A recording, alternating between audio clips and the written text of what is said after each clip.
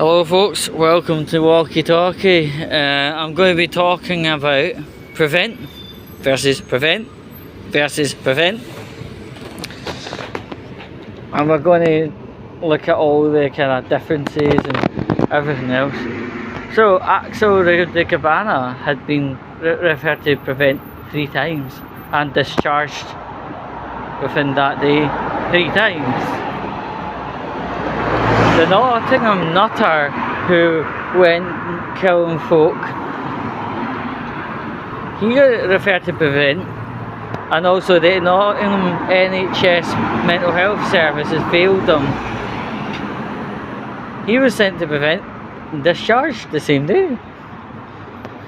This is where differences happen, right? 13-year-old guy, and to be honest, I think it was another shithole situation he was in, because he was in a class where they were told to publicly pronounce their pronouns and sexuality, which is actually, I would say that would be PII, which is personal identifiable information, and that shouldn't have been put to a public forum like a classroom. Right? I think basically I genuinely think that shouldn't have ever happened. If you're wanting to talk about your pronouns, maybe split the class in half, going once to talk to, once not to talk to, and that's absolutely fine. That makes things a wee bit more safer. And the thing is, the whole the whole idea of woke is promoting safe space to talk, but this was an exposed place to talk, right? And he was quite public and quite strong about how he feels he is gay, and that's great, right? And the teacher was trying to bend his bloody way of thinking. It was a really cheeky way of doing it. She was trying to manipulate him and saying, no, you're gender non-conformist or gender queer or alternate. And he went, no, I'm gay. And that's a good thing, to be very strong and confident in your body but also your sexuality. But she was having absolutely none of it, and I think it was some kind of small argument, and she went and referred him to the anti-terrorism program called Prevent. What a bitch, right? I hope she dies upside down. I'm keeping that in, baby. And the thing is, this should have been a very open and shut conversation, right?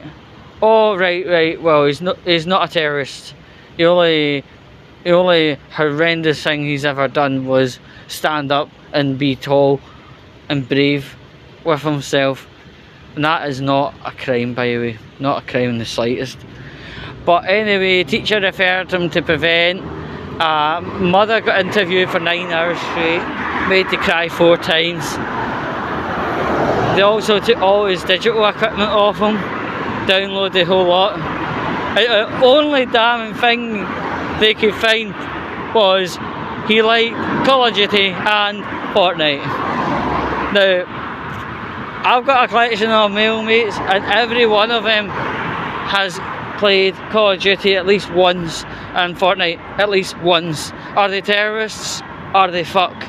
They don't even shout Allah Akbar or anything, right? But anyway, any fucking way, right? He got interviewed within inches of his life, and unfortunately, there's a downside to what happened, right? His mum's financial score is 0. She can't get a job because they've left a blot on her criminal history. Same with him, right? It's absolutely grim. And he's not even been in front of a judge for anything to at least justify that, right? But just remember, The law in the UK is a fucking joke. And I'm not scared of telling it. But unfortunately, that lad is still going through his prevent workshops, and they can call him at any time to do a prevent workshop, you know, like Saturday morning, ring ring, 4 minutes past 9, get down to the workshop, bang. You know, there's no constancy in like, oh, it's a Monday to Friday thing, or a Wednesday, a Friday thing, or, you know, he's just literally having to sit beside the phone and wait for the dreaded ring ring. And I think that's shite. Absolute shite. The boy's not even fucking chargeable age anyway, like. But yeah, as the priorities of prevent, bullying some wee gay guy and like his mum, rather than dealing with the real terrorists like Uda Cabana. Fucking, they're pricks. If anything, they should be focusing on, you know, the terrorists. They should be intervening before such things as Southport happen. But unfortunately, they're too busy bullying 13-year-old gay guys and their mother. It's absolutely fucking terrible. It really does. It makes me sick. It leaves me with not very much hope for, you know, justice. It just leaves me absolutely like amazed. It's wrong in every direction. It really is. And I really do hope. And that's another thing. So far, I read about a wee guy's case, right? Judges were not, not judges, lawyers were not allowed to intervene on the matter, right? And there are these cases out there where, especially like Humza hate light thing, right?